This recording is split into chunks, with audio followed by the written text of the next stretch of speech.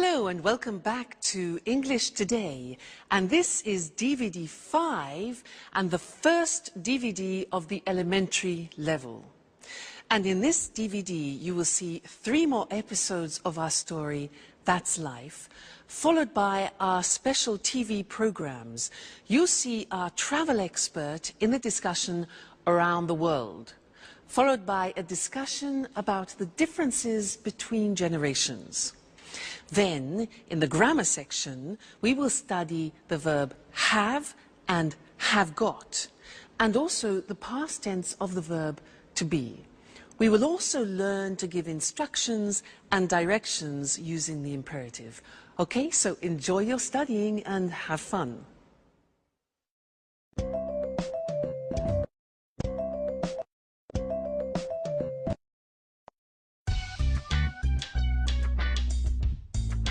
Good morning, Alice. Wake up! Oh, good morning, Jack. Please give me a cup of coffee. Bring me back to life. I'm still asleep. Here you are. So, what are you doing today? Well, first I'm taking a shower. And after that, I have my daily appointment with Ask the Stars. Ask what? Don't you know it? Sorry, no. It's the horoscope I listen to every morning on the radio. It's fantastic. I can't start my day without it. How can I go out in the morning without the advice of Ask the Stars? Please, Jack, this is not a joke.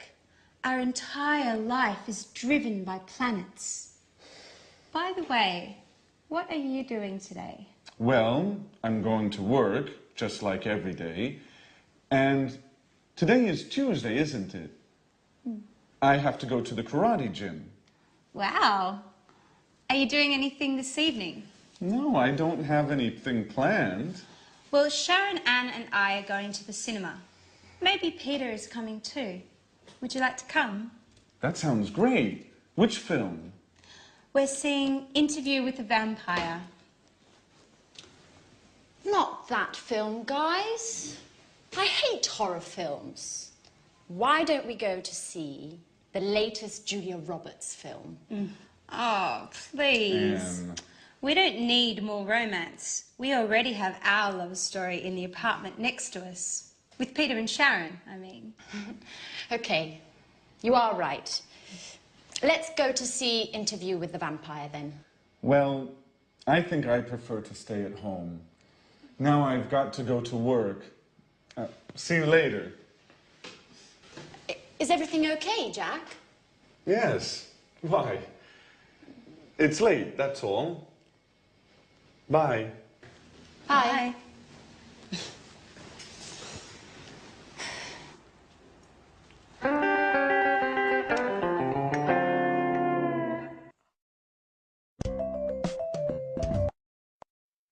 Hello and welcome back to English Today, your live TV program where you can learn the English language. And in this lesson, we're going to look at the verb have. Now, the verb have, you think, well, that's easy. It's not true. It's actually quite complicated because there are 2 ways of using the verb have in English. I can say, I have a scooter, or I've got a scooter. Well, in this lesson, we'll look at the first way, I have a scooter. Now, in our last episode, do you remember that Alice said, I have my daily appointment with Ask the Stars. You know, she believes in the stars. I have my daily appointment. Just simply the verb have. Now, I want to give you a little test before we move on. If I say, I have a scooter, how would you ask me the question about that? A scooter? How would you do it? Have you a scooter? No, that's not possible. Something missing, like an auxiliary. That's it. Do you have a scooter? Now, this is a typical mistake. People often think that have you a scooter is a question. but the verb have needs an auxiliary. Do you have a scooter? Okay? Listen to this. He has a scooter. He has, Mr. Snake, a scooter. What's the question? Careful. What's the question? Has he... No. Does he have a scooter? Yes, that's it. So you need the auxiliary. Does he have a scooter? Fantastic. Let's look at the screen and check on that. So, the verb have. I have blue eyes. You have a new car. She has... Third person. Psst, Mr. Snake. S. Look at the spelling. H-A-S. She has a cat. He has a dog. It has 4 doors. We have a garden. You have a course, an English course. They have 3 children. Now the negative. I don't have blue eyes. You don't have a new car. She doesn't, look at the pronunciation, she doesn't have a cat. He doesn't have a dog. It doesn't have 4 doors. We don't have a garden. You don't have a course. They don't have 3 children. Okay? The question, do I have blue eyes? Do you have a new car? Does she have a cat? Does he have a dog? Does it have 4 doors? Do we have a garden? Do you have a course? And do they have 3 children? Okay, so that's the verb have. Don't forget the auxiliaries do and does. Now, another interesting thing about the verb have is that often we use it in special expressions which make up verbs with particular meanings. And in other languages, in these situations, you hear make. Let me show you. We say to have breakfast, breakfast in the morning, to have lunch, 1 o'clock, and to have supper. So to have breakfast, to have lunch, to have dinner. Now dinner is what time? Dinner and supper, what's the difference? Dinner at 8 o'clock in the evening. Supper is something we have at about 10:30 or 11 o'clock at night. All right? So we use the verb have for these. We don't say to have a breakfast, but to have breakfast, have lunch, have dinner, have supper. Other things, we say to have a cigarette. We say to have a cup of coffee, to have a drink of any sort. We also say to have a shower in the morning, you know, to have a shower. In other languages, they use make a shower or make a bath, for example. But in English, we say to have a shower, to have a bath in the bathroom. We also say to have a rest. We say to have a party. Did you have a good party? We say to have fun, which means to have a good time. Okay? So these are very common expressions which we always use with the verb have. Have breakfast, have lunch, have dinner. Okay. Now, when we go back and listen to our friends, they will introduce the other form, have got. And then afterwards, I'll tell you all about it. All right? So see you then. Bye.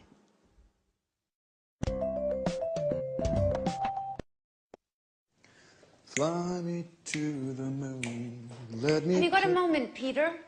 I've got a problem with my computer. I don't know very much about computers. And I'm going out. They're waiting for me at the theater. Always busy, huh? Okay, Sharon, take it easy. Shall we have a look? Thanks, Peter. You've got a big heart. Let's see if I can help you before you thank me. All right. I can't use this program. I use it every day, and today it isn't opening. Why don't you turn the computer off and then turn it on again? Okay, Peter, that's really a great idea. You're a genius. How can I do without you? I know, my dear. What are you working on? I'm writing my curriculum because I would like to find a new job. Listen, Peter, I don't know how to write it. Can you help me, please? I'm sorry, Sharon. I'm in a hurry. I have no time. I'm late. They're waiting for me. Very kind, as usual. Listen, Peter, Anne, Alice, and I are going to the cinema this evening. Would you like to come? I'd like to, but I can't. I have to... Go to the theater. Yes, I know. You always have something else to do. Oh, come on, Sharon. What's the problem? Maybe you're jealous of my career. Oh, Peter, I'm just tired of always coming second.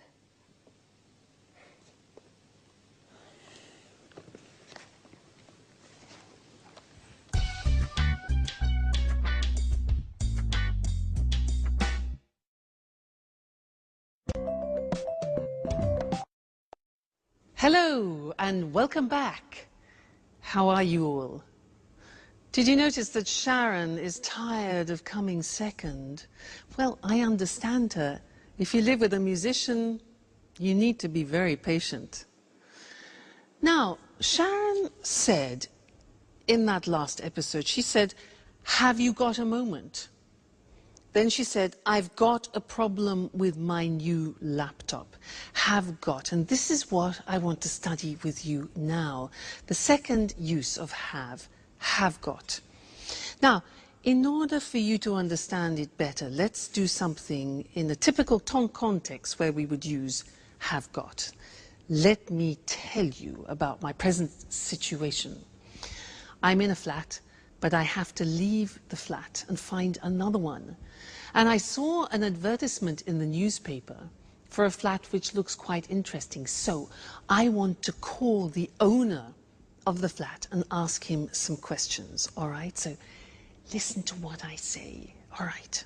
Now, his name is Mr. James.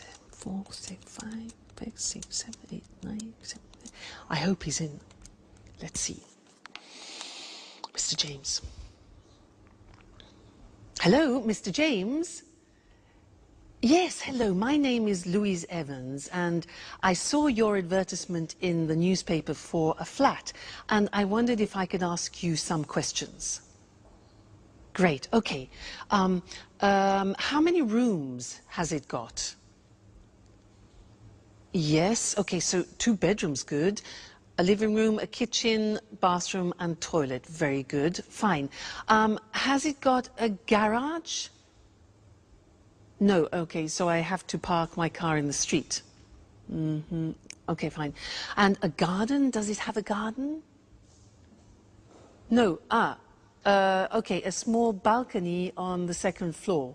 Good, fine. And has it got central heating?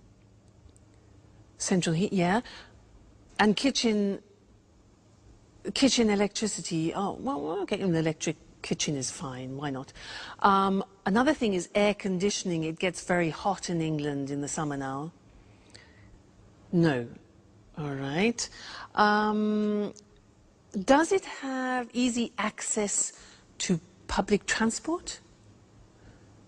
Oh, good, so there's a tube nearby. Fantastic, good. Another thing is, has it got big windows? Because I love a lot of light. Small windows. All right. Has it got any views? The road and the neighbour's garden. Okay. And one more important thing. How much does it cost a month? £1,250. Right. Okay, thank you very much. Yes. Yes, I'll think about that and I'll call you back.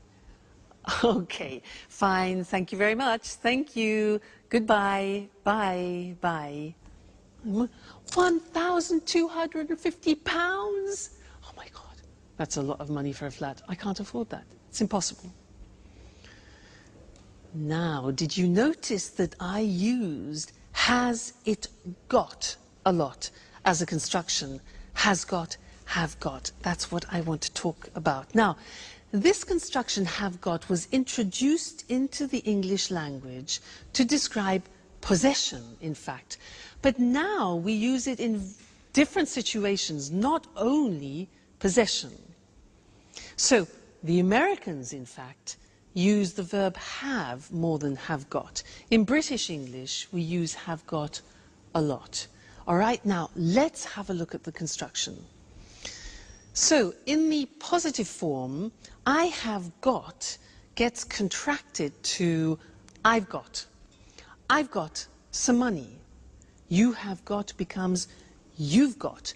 You've got a scooter. She's got, she has, she's. Looks like the verb to be, but it is in fact has. She's got long hair. He's got a shop.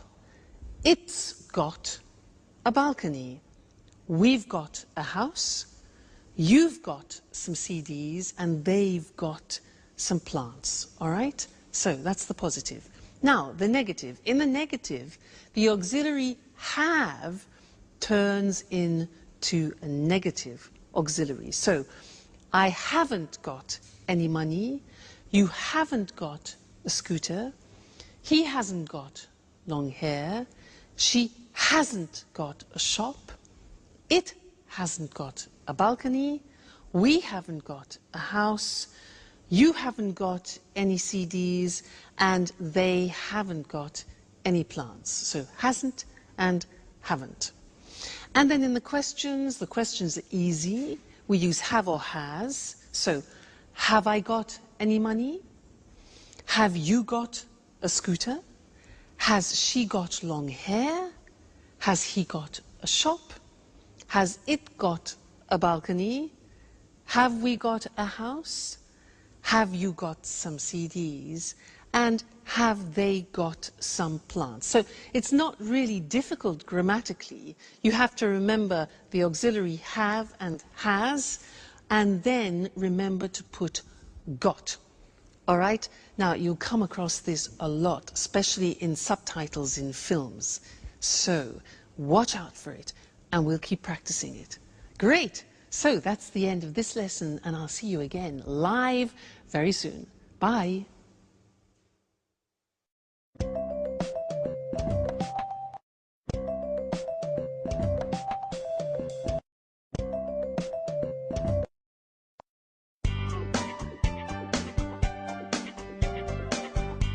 Hey, Anne.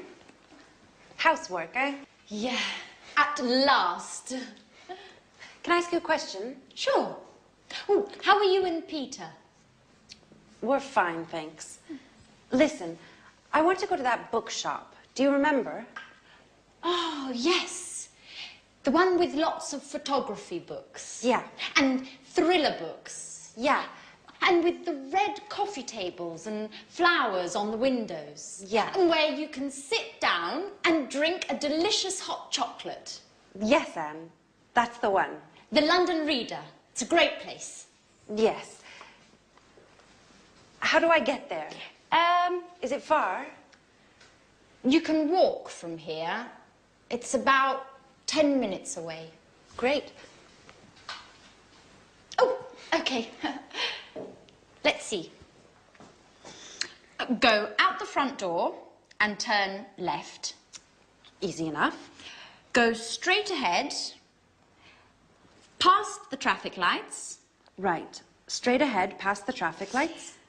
Turn right into June Lane. June Lane. Then follow June Lane to the end of the street and turn right into May Avenue. Just a moment. Turn left on May Avenue. No.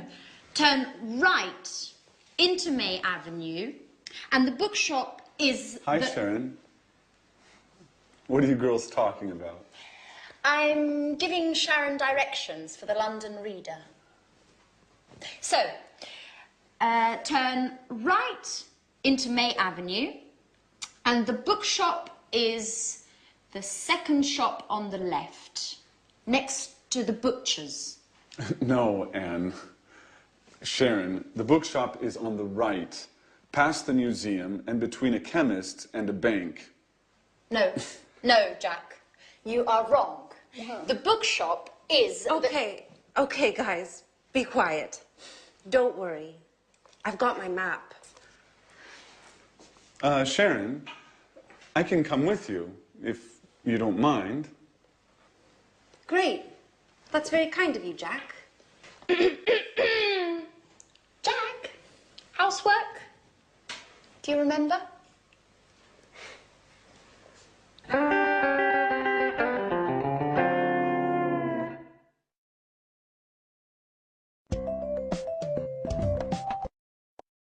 Hello and welcome back again. Now Anne's a bit jealous, isn't she? I mean, how can she attract Jack if she asks him to do the house cleaning? I mean, she's more like a mother than a lover, isn't she? Well, anyway. Now, she gave some directions to Sharon because Sharon wants to go to the bookshop. And actually, Mr. Monkey wants to go to the same bookshop. So I want to test those directions to see if they work. Let's imagine this is the bookshop, okay? Mr. Monkey wants to go there. So let's see her directions. So go out of the front door and turn left. Okay, Mr. Monkey, turn left. Great. Then go straight ahead. Go straight ahead until the traffic lights, you know traffic lights? Traffic lights are red, amber, green. Okay, traffic lights.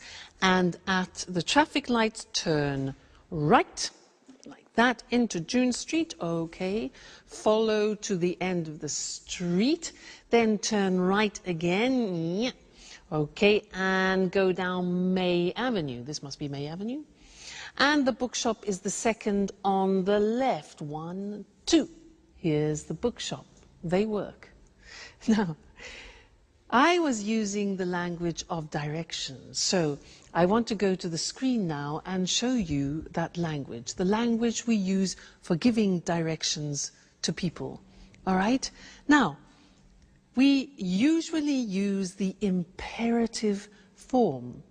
What is the imperative? The imperative is just the infinitive form of the verb. So you can say, take the first left or the first right. Take, okay, that is just an infinitive. Take the first right or the first left.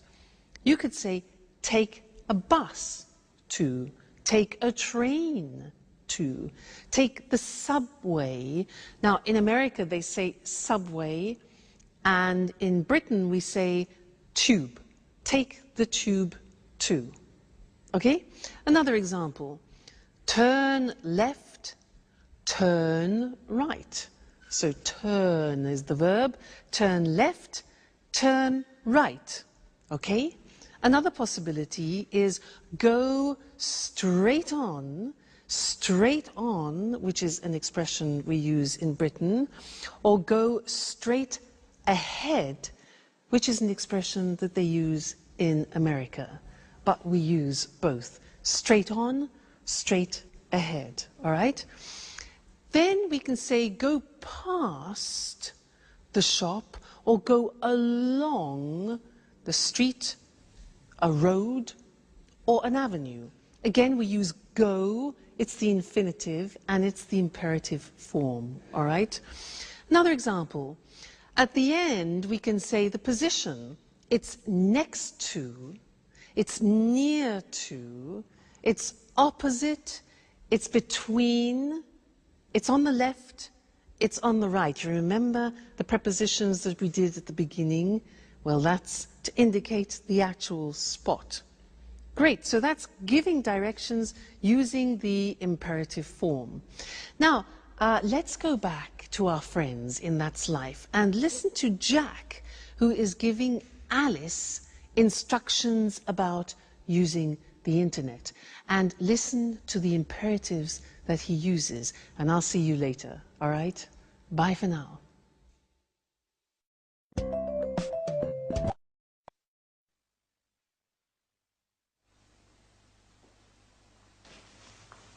Hey, Alice. What are you doing? Do you mind giving us a hand with the housework, please? Can't you see? I'm cleaning the computer. I see. I see. Why is the computer on? Just a moment. I don't understand how to connect to the internet on this computer. Can you help me? Okay, but just for one moment. Thanks, Jack.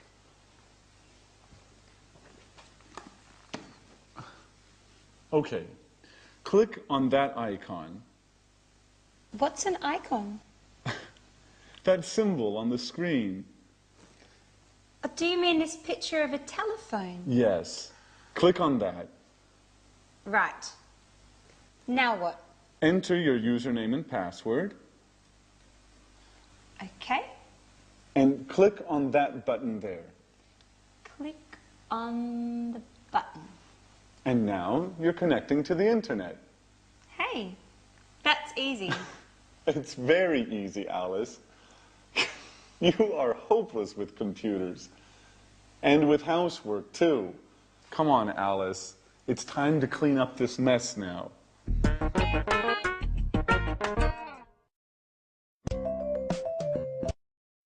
Hello again. Did you notice how Jack was giving Alice instructions to go on the internet? Well, I want to give you some instructions to do something at home. Now, in order to do that, you need one of these. What's this? Huh? A what? It's a napkin. A napkin. So, take a napkin, all right? Put it down. Open it up like this. Okay, so we have an open napkin. Anyway, now, take the bottom of the napkin and fold it over a little bit, like that, okay? Then, fold it again, like that. Then fold it again, and again, and again, until you reach halfway, and press it down like that. Press it down. All right, now, take the whole napkin, lift it up, and put it in this position. You turn it over, okay? Press that down. Now, take the bottom of the napkin and fold it in half over like this. Again, press it down well. Now, take this part of the napkin here on the right and fold it right down along the folds on the left. Press down. Then take all of it up like this and fold this bit over so you create a support like that. Then turn it around and bing! There you have something nice to decorate your table with. A romantic dinner, for example. All right? So, I gave you instructions in order to do that. And we're going to look at that on the screen. Because I used imperatives to give you the instructions as I used for giving directions. All right? So let's see. Let's use some other examples related to the computer and the internet. plug in the computer. Now you notice we use plug, which is the infinitive form, and we use it for both you, singular, and you, plural. So, plug in the computer, ding, switch it on, connect it to the internet, and ding, click on the internet icon. All right, so imperatives, they're all infinitive verbs. Now, the negative, if you want to use the negative of the imperative, we say do not, which is contracted as always in English, and we say don't click too many times, or don't press the exit button, or don't overload the desktop. Okay, so this is the negative imperative form. Very interesting, that. And don't forget to be here for your next lesson. All right? See you then. Bye.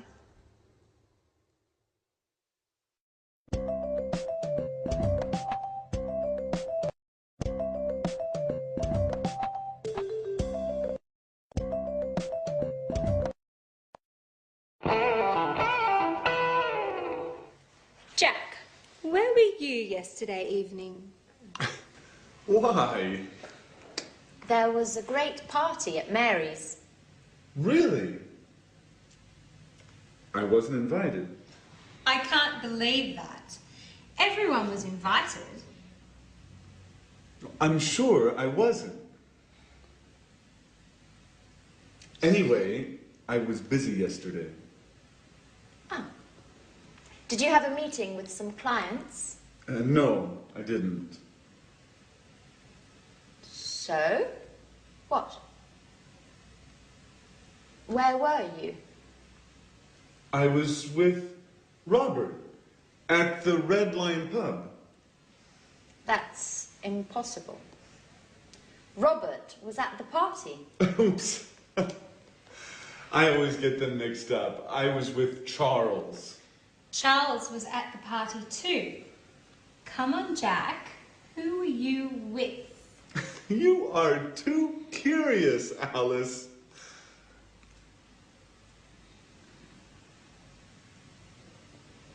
Okay. I was with a girl. Uh-oh. And? And what? Well, what's her name? Do we know her? How old is she? Stop, Alice, stop. It's none of your business. Okay, you don't want to tell us. That's okay. I like mystery. It makes life exciting.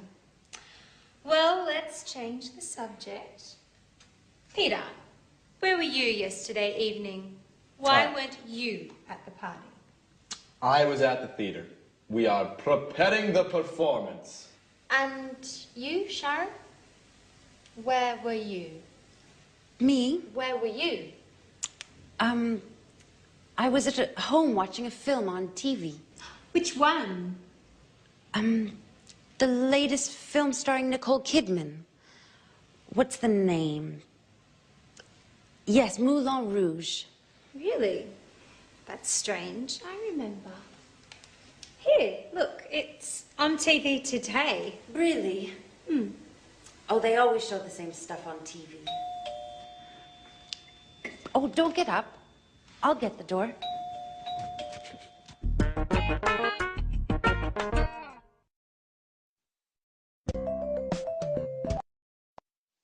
Hello again, everyone. Well done, Sharon. That was a bit embarrassing, wasn't it? Now, where were you last night? Well, I wasn't at a party. I wasn't in a pub like Jack. I wasn't at the theatre. I was at my first samba lesson, and it was great. Fantastic. You know, the music was really fantastic, really loud and exciting. And there were 30 people there. It was difficult to see the teachers. You can imagine, 2 teachers, 30 people. Excuse me. Anyway, as usual, there were too many women and not enough men, and that's typical. But the teachers were fantastic. They were really, really professional. One was Brazilian and the other was from Argentina. Yeah, Argentina. Great, really, really good. And in the first lesson, it was easy because we did some basic steps. But it was really, really enjoyable. And I can't wait for the next lesson because that was so, so exciting. Can you samba? I bet you can. Now, in most of those sentences, I was using the verb to be in the past. And that's what I want to look at with you now. Let's look at the screen. To be in the past. When we talk about something specific in the past, let's look at the form. I was in New York last year. You were, see how it changes? You were at the party last night. He was at a meeting on Tuesday. I was, you were, he was, she was fine yesterday, for example. It was beautiful. We were at school on Monday. You were happy. And they were in London 2 weeks ago. So you see, I was, you were, he, she, it was, we were, you were, they were. Be careful about that. It's easy to make a mistake. Now, what about the negative form? Well, was becomes wasn't. Listen to the pronunciation. Wasn't, wasn't, okay? So, I wasn't on time this morning. You weren't here yesterday. He wasn't at the party last night. She wasn't very happy. And it wasn't difficult, okay? We weren't at work on Saturday. You weren't on time for work. And they weren't on holiday last month. So wasn't and weren't. Question form, listen to these. Where was I yesterday? Where were you last night? Where were you last night? Where was he last week? Was she at work yesterday? Was it an easy test? When were we there? What time were you at school yesterday? And how often were they in class? So, the verb to be in the past tense, I was, you were, he, she, it was, we were, you were, they were. Very important. You can't live without that verb to be in the past. All right? Great. Well, we will continue with the past in the next lesson. So, see you then. Bye.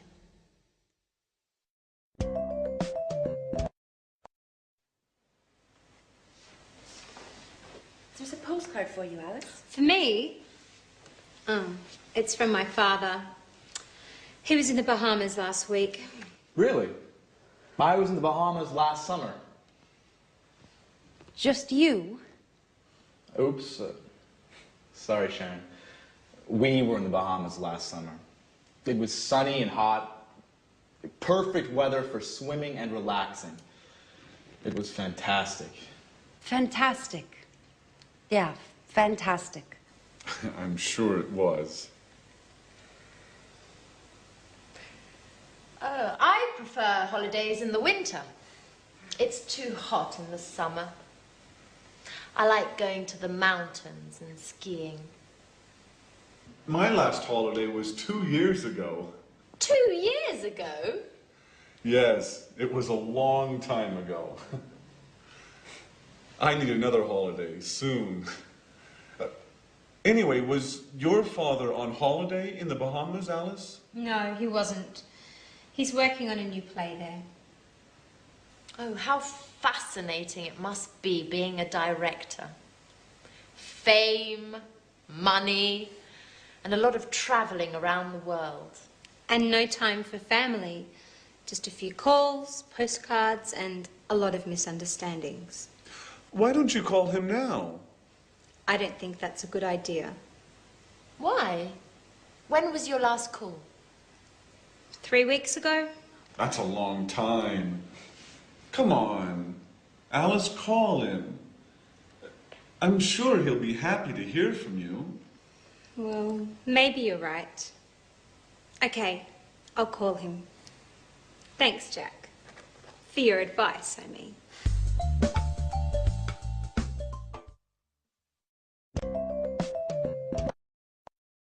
Hello again for another important lesson. We're in the past tense. Now, I want to help you remember how to use the past tense. So I have another acronym. You know acronym? Look. Oil, way. Oil, way. Now, these letters represent the time words when you use the simple past tense. What do I mean by that? Well, this one, for example, let me give you an idea. This stands for yesterday, okay? Yesterday. Now, when you have yesterday in the sentence, you always use the simple past, okay? Now, do you know what the other words are? Let's have a look. An easy one could be this. Last. Last, do you know that? Last week, I was in Paris. Last week.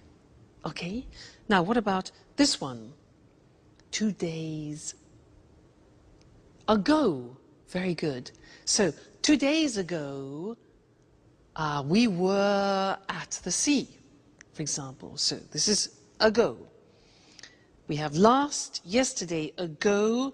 This one, that's more difficult. Yeah, it is difficult. It's on in English, and we use it with days and dates. And in some languages, it doesn't exist. So we say on Monday, on the 7th of July, for example, on. This one here, in. Okay, when do we use that?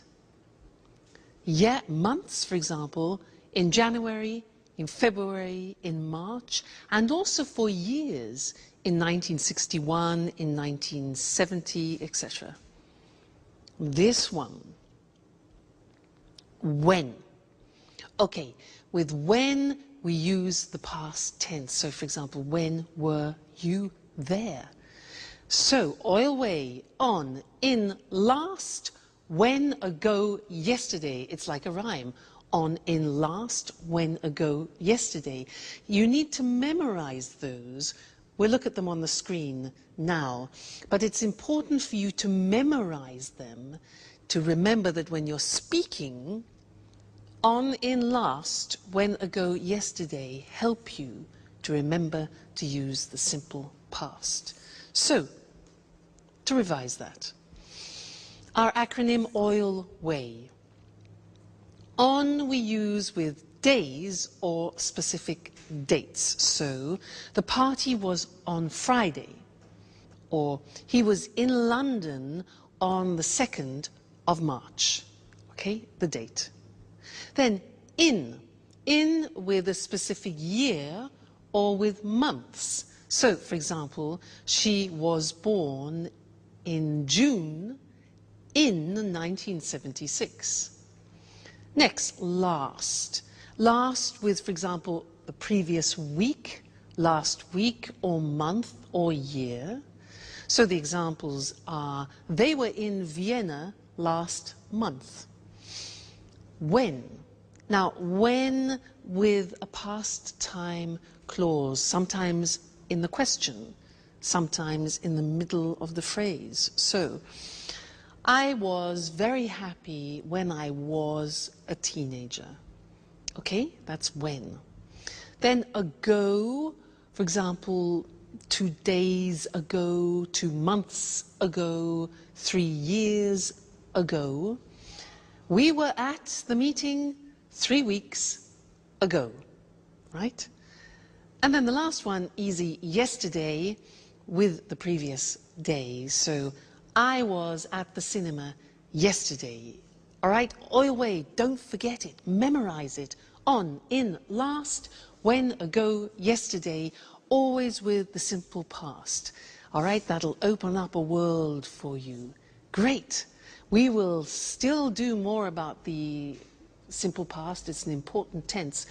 But the verb to be is often the one which people forget. So be very careful when you're speaking. All right? Great. Well, happy studying, and I'll see you again very soon. Bye.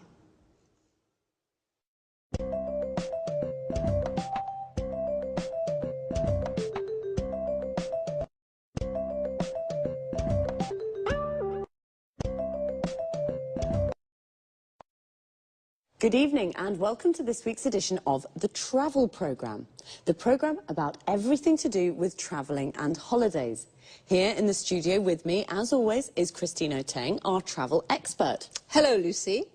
Well, summer's approaching and the summer holidays are too, so have you got any suggestions for the holidays? Well, let's see. Are you bored with your usual holiday? Are you tired of beaches or trips to the mountains? Would you like to say no to museums, city tours and shopping? Well, why don't you try something new and exciting? What exactly do you have in mind? How about a holiday hunting for ghosts in a castle in Great Britain? Hunting for ghosts in a castle. That's certainly a change from lying on a beach. It sounds exciting. It is exciting, something really different. Just right if you love adventure. But what do you have to do? Do you spend all the time looking for ghosts? No, not all the time. In some ways, it's like a normal holiday. In the morning, you have a traditional English breakfast, then you go for a walk or visit a local town. In other words, you do the things you always do when you visit a foreign country. But the fun starts in the evening. You have dinner, and then the ghost hunting starts. With the help of 1 or 2 ghost experts, you search through the haunted castle until late at night. Oh, it sounds frightening. It is frightening. There are strange sounds, doors and windows open and close by themselves. Yes, it's really frightening, but exciting too. Tell me, Lucy, do you believe in ghosts? Yes, I do, but I'm not very brave. I don't think I'd like to visit places like that, especially not at night. Are there any haunted castles in Great Britain? Oh, yes, there are, especially in Scotland. Many of the castles in Scotland have got ghosts. There are some fascinating ghost stories. There are lots of books about haunted castles. Why not read one before visiting Scotland? I see. A holiday spent looking for ghosts.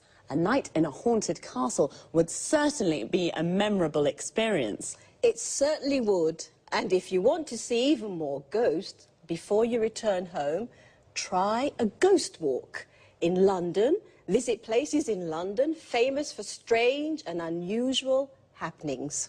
Christine, this is definitely an interesting idea for a holiday with a difference. Well, if you're curious about ghosts and you love adventure, this could be just the holiday for you. Thanks, Christine, for this unusual holiday idea. You're welcome. Goodbye. And goodbye to all travellers. See you again soon. Do you believe in ghosts? To believe in ghosts means you think that ghosts exist. If you do, then you say, I believe in ghosts. We say that a castle is haunted when it has a ghost or more than one. We say it's a haunted castle. Now, there are lots of different kinds of holidays, and the holiday Christine just told us about is an adventure holiday. Looking for ghosts in a castle is an adventure. But personally, I prefer beach holidays. They are definitely more relaxing. Or perhaps you prefer city holidays. A city holiday is when you visit a city. So let's look at some of the things you can do when you have a beach holiday.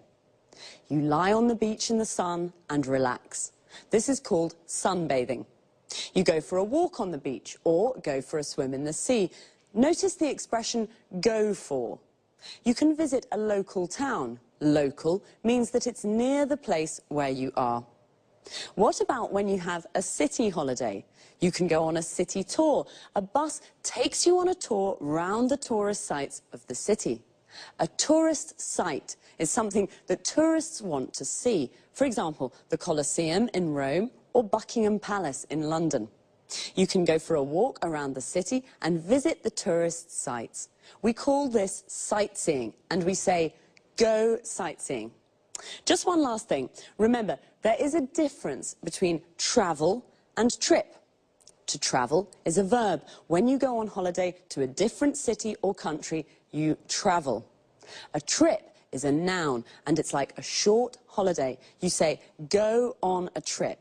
This means to go somewhere for a short time. For example, go on a trip to Scotland. Goodbye for now, and see you next time.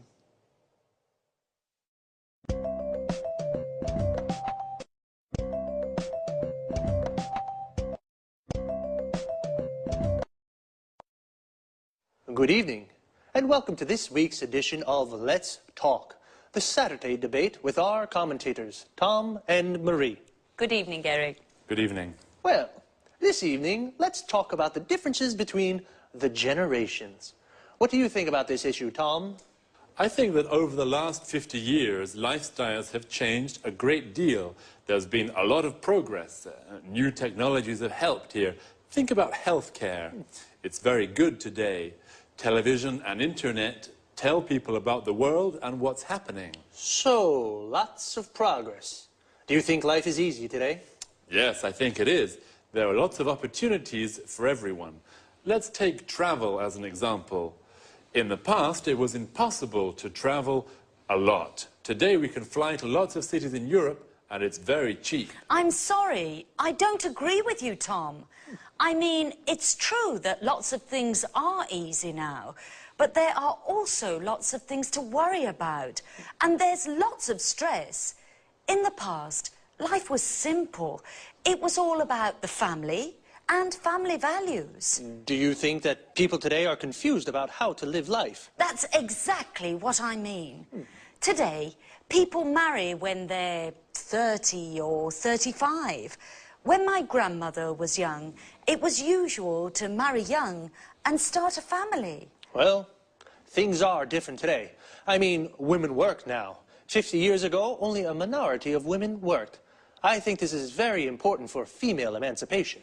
I agree with you, Eric. Today, women are fulfilled. They play an important role in society. Yes, but it's not easy for women. They have less time for the family, the children, and the housekeeping. I'm not sure that my grandmother would agree. Life was hard for her. There weren't any washing machines, or dishwashers, or vacuum cleaners. She was the washing machine, the dishwasher, and the vacuum cleaner. And after all that work, there was nothing to do. She stayed at home all the time. Today, people go out 3 or 4 times a week to the pub, to the cinema, or to the disco. My grandparents were always at home. Well, life is definitely different now. According to Tom, life was hard in the past. Now everything is easy. Marie doesn't agree. She thinks that life today is difficult and that people have lots of cares, worries, and stress. And what do you think? Well, it's time to say goodbye to our commentators. Goodbye. Goodbye. And we'll see you again soon on the next edition of Let's Talk.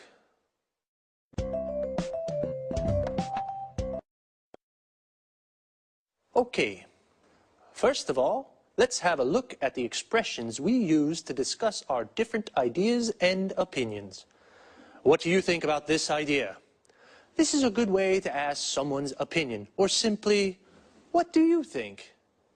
How about when you don't agree with someone's opinion? You can say, I'm sorry, I don't agree with you. This is a polite way to say, I don't agree. If you do agree with someone, then you say, I agree with you. When we give our opinions, we usually start with, I think, or I don't think. The use of that after think is optional. So we can say, I think it is important, or I think that it is important. Another useful expression is, I mean. And when we use it to explain our ideas better. Let me give you an example. Things are different today. I mean, women work now. So I say things are different, and then with I mean, I explain how they are different. What about the vocabulary we use to talk about the things that have changed in the last 50 years? Let's take healthcare. It's the protection a country gives to its people like doctors, hospitals, and medicines. These are all parts of healthcare.